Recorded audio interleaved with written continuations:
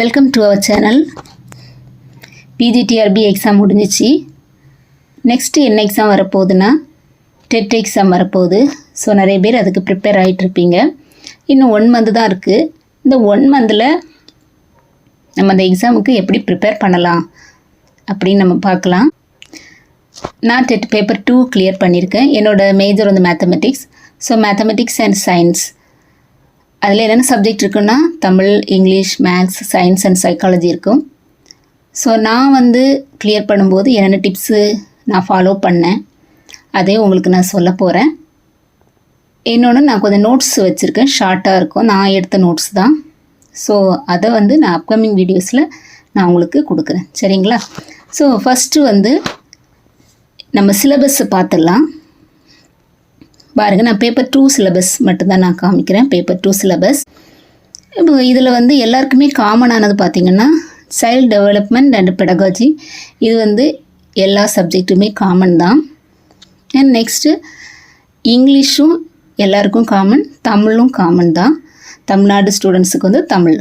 So child development and pedagogy, Tamil, English இது வந்து எந்த மேஜராக இருந்தாலும் உங்களுக்கு காமனாக தான் வரும், சரிங்களா? அப்புறம் சயின்ஸ் மேஜராக இருந்தீங்கன்னா சயின்ஸ் ஆர் மேத்தமெட்டிக்ஸ், இந்த மேஜராக இருக்கிறவங்களுக்கு மேத்தமெட்டிக்ஸ் அண்ட் சயின்ஸ்னு ஒரு பேப்பர் இருக்குது, ஒரு யூனிட் இருக்கும்.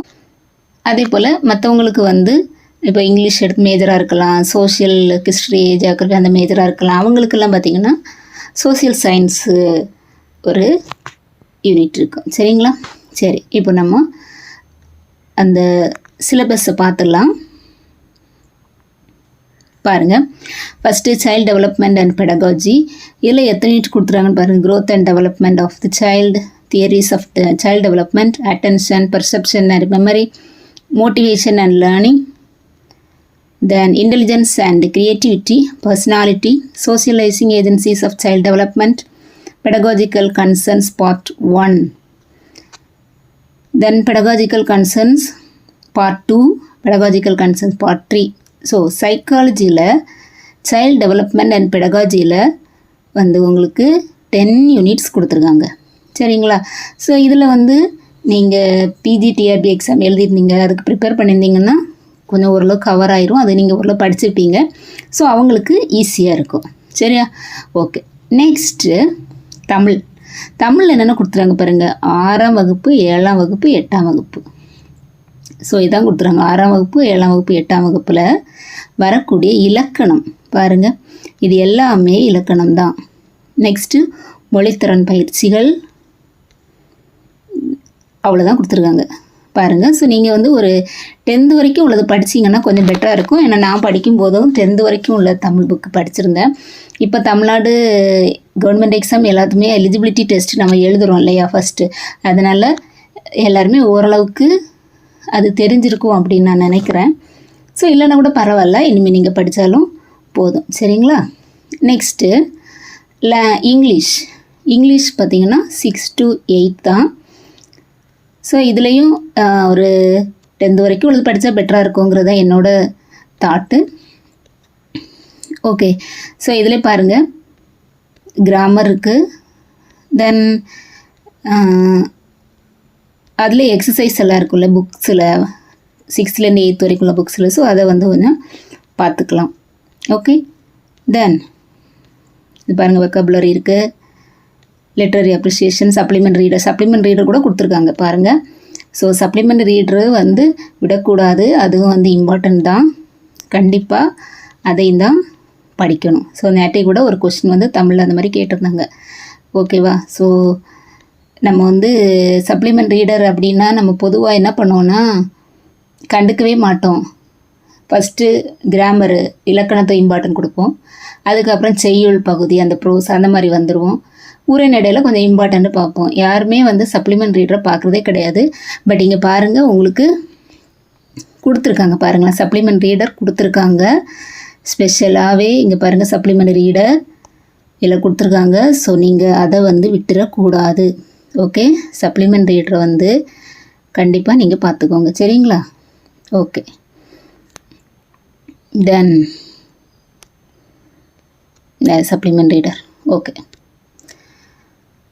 ஸோ நெக்ஸ்ட்டு என்ன subject? Maths. Okay, maths and science பார்க்கலாம். நான் எதுக்காக அண்டர்லைன் பண்ணி காமிச்சேன்னா, நான் படிக்கும்போது கூட சப்ளிமெண்டரி ரீடர் நான் படிக்கலைங்க. பட்டு அதில் மென்ஷன் பண்ணி கொடுத்துருக்காங்க. நானே அதை இப்போ தான் கவனித்தேன், அதனால தான் உங்களுக்கு சொன்னேன். ஸோ கண்டிப்பாக சப்ளிமெண்ட் ரீடரை முடிஞ்ச வரைக்கும் படிச்சுக்கோங்க. ஓகேங்களா? நம்ம வந்து 150க்கு வந்து 82 ஆர் 90 எடுத்தால் போதும். நம்ம சில டைம் நமக்கு என்ன தோணும் அப்படின்னா, இவ்வளோ தானே நம்ம ஈஸியாக எடுத்துடலாம் அப்படின்னு நினைப்போம். பட் அந்த டைமில் வந்து நம்ம தெரிஞ்சது தப்பாக போட்டுருவோம். இன்னொன்று பதட்டத்தில் மறந்துடுவோம். சில டைமில் ஒரு சிலது படிக்காமல் விட்டுருப்போம். என்ன வேணால் நடக்கலாம். முடிஞ்ச வரைக்கும் நம்ம படிக்கிறது நல்லதில்ல. ஓகே, மேக்ஸ் பாருங்கள். Class 6th 7th 8th numbers and operations, arithmetic of integers, rational number system ஃபுல்லாகவே இருக்குது. நம்பர் சிஸ்டம் 1 2 மெஷர்மெண்ட் இருக்குது, அல்ஜிப்ரா இருக்குது, லைஃப் மேத்தமெட்டிக்ஸ் இருக்குது, ஜியாமெட்ரி இருக்குது. ஸோ இது வந்து பார்த்திங்கன்னா மேக்ஸ் ஸ்டூடெண்ட்ஸுக்கு ஈஸியாக இருக்கும். ஃபிசிக்ஸ் ஸ்டூடெண்ட்ஸு கூட பரவாயில்ல ஈஸியாக இருக்கும். பட் இந்த கெமிஸ்ட்ரி, பயாலஜி ஸ்டூடெண்ட்ஸுக்கெல்லாம் கொஞ்சம் கஷ்டமாக இருக்கும். ஸோ அவங்க வந்து ஃபுல்லாக படிக்கணும்ல, ஒரு 2-3 டாப்பிக்கு வந்து சூஸ் பண்ணி அப்படி படித்தா கூட போதும் தான். ஏன்னா வந்து நமக்கு 90 மார்க் 82 மார்க்ஸ் எடுத்தால் போதும் இல்லைங்களா? அப்போது அதில் வந்து கொஞ்சம் மட்டும் நீங்கள் கவர் பண்ணி படிச்சுக்கோங்க. ரொம்ப அதுக்காக சிரமப்பட தேவையில்லை. ஓகே, தென் நெக்ஸ்ட்டு சயின்ஸ் பாருங்கள். சயின்ஸில் ஃபிசிக்ஸ் இருக்குது. ஃபிசிக்ஸ் பாருங்கள். Measurement, forces and motion, heat, electricity, magnetism, then chemistry இருக்குது. இதில் வந்து பார்த்திங்கன்னா கிளாஸ் இப்போது தமிழ் இங்கிலீஷில் எப்படி கொடுத்துருந்தாங்க, 6th 7th 8th மொத்தத்துக்கு அந்த மாதிரி தான் கொடுத்துருக்காங்க. இருந்தாலும் இதில் வந்து தனித்தனி டாப்பிக்கு கொடுத்துருக்காங்க பாருங்களா. மெஷர்மெண்ட்டு, ஃபோர்ஸஸ், ஹீட்டு, எலக்ட்ரிசிட்டி, இந்த மாதிரி டாபிக் கொடுத்துருக்காங்க. ஸோ நம்ம என்ன பண்ணிக்கலாம் அப்படின்னா, இந்த டாப்பிக்கில் இதை நீங்கள் எப்படி படிக்கணும் அப்படின்னா, இப்போ ஹீட்டுன்னு ஒரு டாபிக் நீங்கள் எடுத்துட்டிங்கன்னு வச்சுக்கோங்களேன். ஹீட்டுன்னு உள்ள டாப்பிக்கில் 6th இருந்து 10th வரைக்கும் உள்ள புக்கில் என்னென்ன கொடுத்துருக்காங்களோ அதை தனியாக நோட்ஸ் எடுத்துக்கணும். சரிங்களா? எலக்ட்ரிசிட்டின்னு ஒரு டாப்பிக்கில் 6th இருந்து 10th புக்கு. ஏன்னா இது வந்து பார்த்திங்கன்னா இதுக்கு அட்வான்ஸ் லெவலில் அடுத்தது இருக்கும். 6th 7th 8th இதில் எல்லாமே ஒரு சில டாப்பிக்கு எல்லா ஸ்டாண்டர்ட்லேயும் இருக்கும். அப்போது நீங்கள் என்ன பண்ணணும், ஒரு டாபிக் எழுதிட்டு ஒரு ஸ்டாண்டர்டாக அந்த மாதிரி படிக்கிறத விட இந்த டாப்பிக்கில் 6th என்ன சொல்லியிருக்காங்க, 7th என்ன சொல்லியிருக்காங்க, அது எல்லாமே சேர்த்து ஒரு நோட்ஸ் எடுத்திங்கன்னா உங்களுக்கு ரொம்ப யூஸ்ஃபுல்லாக இருக்கும். திரும்ப நீங்கள் ரீகால் பண்ணுறதுக்கு அது ரொம்ப வசதியாக இருக்கும். ஸோ இது ஒரு டிப்ஸு. ஓகேங்களா? இதான் ஏன்னா நான் இதை வந்து ஃபாலோ பண்ணேன், அதனால தான் நான் உங்களுக்கு சொல்கிறேன். Okay, same biology. ஓகேவா? So TET paper 2 mathematics and சயின்ஸுக்கு இதுதான் ஃப்ரெண்ட்ஸ் சிலபஸ். நீங்கள் வந்து இதில் நமக்கு இருக்கிறது பார்த்திங்கன்னா டோட்டலாக ஒரு 30 days இருக்குங்களா? 30 days. இந்த 30 days-ஐ வந்து நீங்கள் எப்படி யூஸ் பண்ணணும்? இந்த 30 days-ஐ நீங்கள் எப்படி யூஸ் பண்ணணும் அப்படின்னா, ஒரு சப்ஜெக்ட்டுக்கு 5 days எடுத்துக்கோங்க. சரிங்களா? ஒரு சப்ஜெக்ட்டுக்கு 5 days. அப்போது 30 days-ல் ஒரு சப்ஜெக்ட்டுக்கு 5 days. நம்ம எத்தனை சப்ஜெக்ட் இருக்குது? 5 சப்ஜெக்ட் இருக்குது. ஸோ 5 சப்ஜெக்ட்டுக்கு 25 days ஆயிரும். ஓகே, ஒரு சப்ஜெக்ட்டுக்கு 5 days, 5 சப்ஜெக்ட்டு 25 days. அப்போது மீதி வந்து ஒரு 5 or 6 days வரும்னு வச்சுக்கோங்களேன். ஒரு 5 days வந்து ரிவிஷனுக்கு யூஸ் பண்ணிக்கோங்க. ஓகேங்களா? ஸோ இதை வந்து கரெக்டாக நீங்கள் ஃபாலோ பண்ணாலே போதும். இப்போ ஒரு சப்ஜெக்ட் வந்து 5 days நீங்கள் படிச்சிங்கன்னா, ஃபஸ்ட்டில் அந்த சப்ஜெக்ட் படிக்கிறீங்க அப்படின்னா லாஸ்ட்டு சப்ஜெக்ட் 5 சப்ஜெக்ட் படித்து முடிக்கும் போது இது மறந்து போயிடும். அதுக்கு என்ன பண்ணலாம், ஒரு நாளைக்கு 2 சப்ஜெக்ட், அப்போ 10 நாளில் வந்து 2 சப்ஜெக்ட் வந்து அப்படியே கவர் ஆயிரும். அப்படி இல்லையா, ஒரே நாளில் வந்து 5 சப்ஜெக்ட்டும் படிங்க, அடுத்த நாள் 5 சப்ஜெக்ட்டும் படிங்க. அதுக்கேற்றப்ப நீங்கள் டிவைட் பண்ணிக்கோங்க. சரிங்களா?